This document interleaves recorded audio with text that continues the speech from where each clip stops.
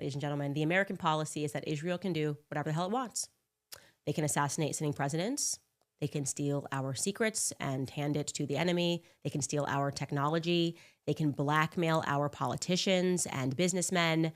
They can protect those who rape our children. They can murder Palestinian children. They can steal land. They can blackmail sitting presidents, like they did with Clinton. They can do deals, not just with the Soviet Union. They can do deals with Adolf Hitler and his Nazi party ahead of establishing themselves as a nation, as the Zionist group literally did with the Havara Agreement.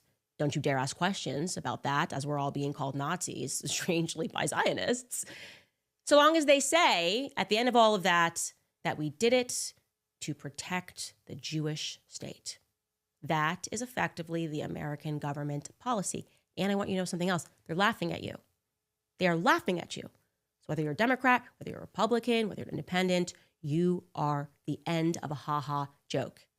And that's how it felt, by the way, when yesterday, when we were discussing all of these things, we were discussing this sort of onion of deception, all of these layers that are happening. And in this moment, recognizing that this infiltration is not just in the White House.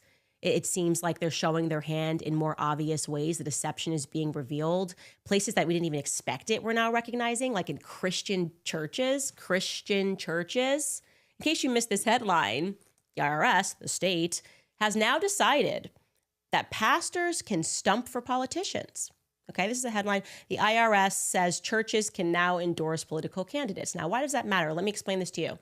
Churches do not have to pay taxes. They are 501c3. And so since 1954, there was a provision in the tax code that was called the Johnson Amendment that says that churches and other not-for-profit organizations, all of them, because you're not paying taxes, you will lose your tax-exempt status if you participate in political campaigning, because that's a conflict of interest, right? That's a conflict of interest.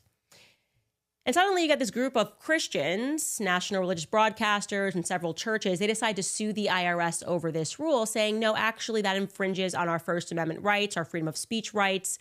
And so just last week, the IRS came back in a court ruling and said, yeah, actually, you can, in good faith, if you speak out to your congregants through your customary channels of communication on matters of faith in connection with the religious service, then that's totally fine. That passes. That flies, as long as you do it through the lens of a religious faith.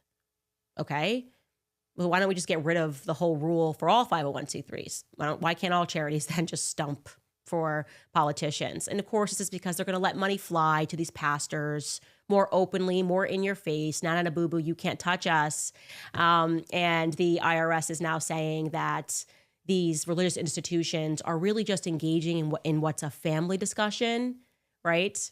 This is just a family speaking about these matters of faith, and it does not actually run afoul of the Johnson Amendment whatsoever.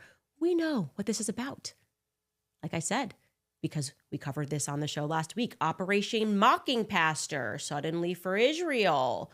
The churches, and I think probably not just now, but maybe always, have been infiltrated.